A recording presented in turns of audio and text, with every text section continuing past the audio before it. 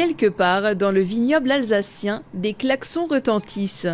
Les 4 pilotes profitent du soleil pour faire rouler leurs bécanes. Il s'agit plus précisément de Solex électriques appartenant aux bécanes de mamie. En fait, ce projet il est né d'une passion. On aimait bien les véhicules anciens.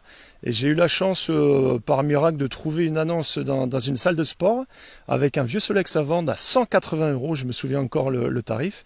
Et du coup, j'ai acheté le Solex, mais je ne savais pas trop le retaper. Donc, il y a un ami du village qui m'a aidé à le retaper. Et du coup, de fil en aiguille, on s'est dit, tiens, il y a peut-être un petit concept. On habite dans un coin super sympa. Il y a peut-être un petit concept à mettre en place dans le vignoble alsacien et en Alsace en général. Les modèles proposés à la location datent de la fin des années 60. Du thermique, ils sont passés à l'électrique pour un usage simplifié. Le permis B est malgré tout obligatoire pour pouvoir les utiliser. On propose des balades, que ce soit dans le vignoble ou peu importe en Alsace. On a la capacité à partir de 8 Solex à les amener partout en Alsace. On a fait des sorties à Strasbourg. Le 7 juillet, on sera sur Wettolsheim.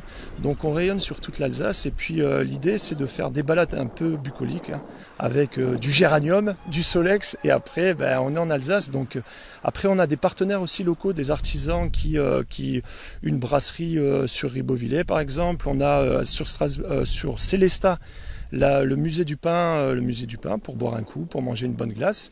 Et puis des fois, on se greffe aussi à des événements.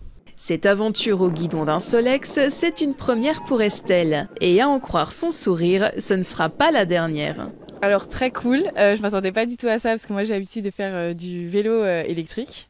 Mais du coup un peu la même expérience mais pas vraiment. Et ce que je trouve super agréable c'est qu'on n'a pas le bruit du moteur, donc on peut vraiment profiter de la vue, du paysage. Et ça va pas trop vite non plus parce que j'ai pas un permis moto. Et puis c'est vintage, c'est sympa. Je pense qu'entre copains, une sortie entre potes et tout, ça peut vraiment être chouette. Avec une batterie chargée, il est possible de parcourir jusqu'à 30 km avec une allure moyenne de 25 à 30 km/h. Alors comme le dit si bien Vincent qui le tient de son beau-père, Jetzt geht's los!